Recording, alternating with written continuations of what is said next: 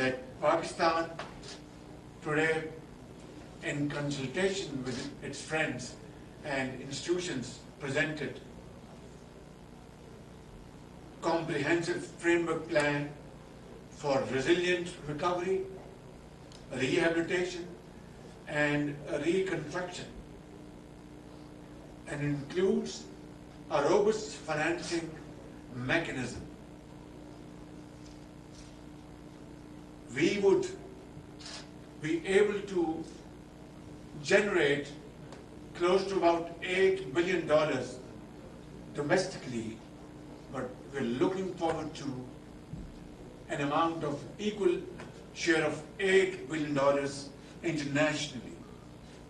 Of course, today, hefty amounts have been announced, from 300 million euros to $100 million and $80 million, and so on and so forth.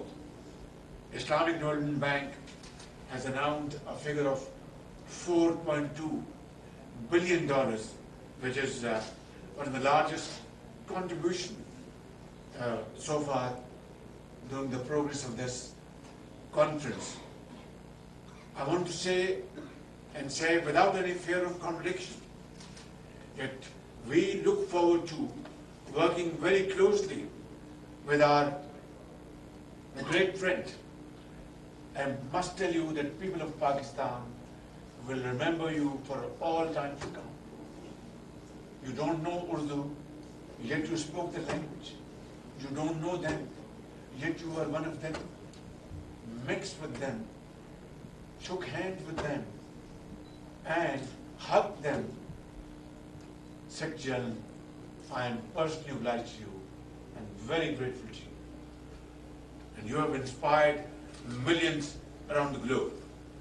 Ladies and gentlemen, I am grateful for this wonderful arrangement made in Geneva. I am very grateful to the host country, Switzerland, and very grateful to all relevant members, states, ministers, and other dignitaries who have been able to find time to participate physically in this conference. We are extremely grateful to all of them. I want to make this statement categorically, without any fear of contradiction, that every penny will be spent in the most transparent fashion. I have put in place third-party validation mechanism so that every penny is accounted for and is invested in the interest of the needy and helpless people who have been badly affected by these ferocious floods. Thank you very much, and thank you all. Ladies and gentlemen of the media, I'm indeed very pleased to be joined by Prime Minister Sharif. And dear Prime Minister, I want to thank you very much for your kind words. But you have nothing to thank. I did my strict duty. For many years, since I was High Commissioner for Refugees, I visited Pakistan in different occasions, and I always witnessed an enormous generosity of the Pakistani people. You have received millions of Afghan refugees. You have hosted them, you have protected them, you have shared your resources with them in a way that is unparalleled in the world. At the same time, I could witness in difficult moments of your country, with the earthquake, with the floods, previous floods, with the impact of terrorist activities. I've always seen, in relation to Pakistanis displaced inside their own country, an enormous generosity of the Pakistani people. And so it is the duty of the international community to correspond to that generosity, expressing the full solidarity with Pakistan in this moment of truth. It is not solidarity, it is justice. And I think that justice will start to be made today here in this conference. Now, this is a conference with lots of numbers and figures and statistics, but when I look at the challenge, what I see are faces, human faces. I hear stories like the ones I heard when I visited Pakistan in September. Stories of lost lives, lost jobs, lost crops, lost homes, lost communities. And stories of sacrifice, generosity, and solidarity. Now, this conference is focused on resilience. And I've seen resilience time and time again from the women and men of Pakistan. From enduring the scourge of natural disasters and terrorism, to Pakistan's long and proud history of welcoming, protecting, and supporting millions of Afghan refugees currently living in Pakistan. But that spirit of generosity and resilience needs to be matched with support for resilience from the global community. And it needs to happen in three fundamental ways. First, with massive investment, supporting Pakistan to rebuild homes, buildings, and infrastructure, to jumpstart jobs and agriculture, and ensure access to technology and knowledge to help withstand future disasters. And I hope this conference will be the beginning of this massive investment. Second, with revolutionary action on finance. In addition to natural disasters, Pakistan is also a victim of the man-made disaster of a morally bankrupt global financial system. A system that denies middle-income countries debt relief and concessional financing to invest in resilience and recovery, and that must change. I renew my call to global leaders and multilateral development banks to join forces and develop creative ways for developing countries to access debt relief and concessional financing when they need it most. And third, resilience requires meaningful climate action now. If there is any doubt about loss and damage, go to Pakistan. You'll see loss and you'll see damage, and you'll see our common future. The decision taken at COP27 in Sharm el-Sheikh on loss and damage must be implemented. And developed countries must also deliver on their commitment to double adaptation finance and provide $100 billion annually in support to the developing world. But, ladies and gentlemen of the press, we are on the road to climate ruin.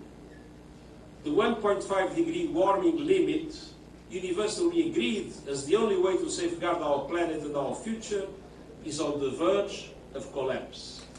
The risk is an irreversible collapse of the 1.5 degree goal. Moving as we are moving, we will get to 2.8 degrees of increased temperature. Imagine what will happen in Pakistan and everywhere in the world if things do not change. Now, as global greenhouse gas emissions continue to rise, we are all in danger. Today it's Pakistan, tomorrow it could be in your country. And I am deeply frustrated that global leaders are not giving this life or death emergency the action and the investment it requires. Because words are not enough. Without action, climate catastrophe is coming for all of us. So, dear Prime Minister, I stand with you and we stand with Pakistan. Now is the time to invest in the resilience of the Pakistani people, to mobilize massive investments from the world in order to pay tribute to the enormous generosity that the Pakistanis have always shown. Thank you very much. We will have time to take a few questions. I would like to give the first question to the President of the UN Correspondents Association. Please identify yourself as well with the media you represent. Good morning, Mr. Secretary General. Good morning, Mr. Prime Minister. On behalf of ACA News Association of Journalists accredited at Geneva, I would like to welcome you and wishing you a new year. My question to you, Mr. Secretary General, I'm working also for the Kuwait News Agency. You mentioned today in your opening remarks the need of a more financial global system. How can the UN help to create such a more global, ethical global financial system? Thank you.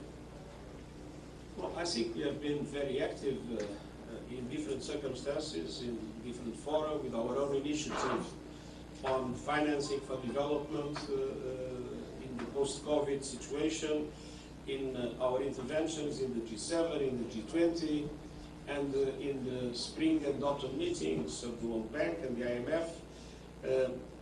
It is very clear that the present system is biased.